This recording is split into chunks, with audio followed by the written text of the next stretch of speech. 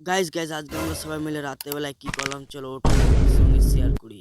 বাজারে ভাড়া মারছিলাম আর বলছে ফিস্ট বানাবো, আমি বলছি, তাহলে ঠিক আছে বানাতে হবে, তোরা যখন বলছিস তাহলে তো আর কিছু করার নাই। তো এখানে আমি দাঁড়িয়ে আছি আর এখানে বাজার মাজার করে চলে এসে আর এখানে একটা মাংস লিছিল, ওটাই দাঁড়িয়ে দাঁড়িয়ে দেখছিলাম। তো ওরা সবে আগে আগে করে লিছিল, মাংসটা যখন কিনছিল তখনই আমি এসে হাজির হয়েছি। এসে দেখছি তা কারোর হাতে আলু, কারোর হাতে পটল, কারোর হাতে মানে বিলাতি মিলাতি ধরেছিল। আর আমি শালা মানে ভালোই করেছি, লেট করে এসেছি, নাহলে শালারা আমাকেও ধরে দিত কোনো একটু কিছু। তো আমার আর দাঁড়িয়ে থাকা ওদের সহ্য হলো না, তাই আমার হাতে আবার ওই খাসির মাংসটা তুলে দিল, বুঝে তুই এটা নিয়েছি। আমি বলছি ঠিক আছে তাহলে খাসির মাংসটা আমি নিয়ে যাই। সাথে এই ছাগল ছানাগুলোকে আমাকে নিয়ে যেতে ছিল আমার হেলিকপ্টারে করে, এখানে ওদের দিকে আবার ওইখানে নামিয়ে দিয়ে আমাকে আবার হেলিকপ্টারে থুয়ে আসতে হবে। তো আমরা যেখানে ফিস্টি করবো সেখানে এই ছাগল ছানাগুলোকে আমি লেখছি নামে নাম সালার, আর আমার হেলিকপ্টারটি পুঁই পায়ে ঘুরলে আমি চলে এলাম বাড়ি।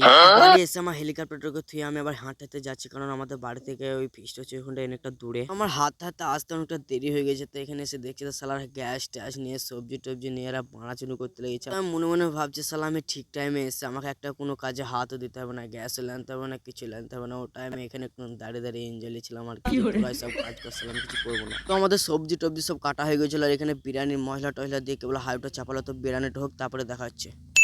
হ্যাঁ গাইস, এখন বিরিয়ানি টিরিয়ানি সব হয়ে গেছে আর সবাইকে খেতে দিয়ে দিয়েছে আর খেয়েছে, তাই ওরে সেই স্বাদ, ওয়াও ভ্যারি নাইস, ও হ্যাপি হয়েছে। তো তোমরা যদি এরকম ভিডিও দেখতে চাও তাহলে সাবস্ক্রাইব করো।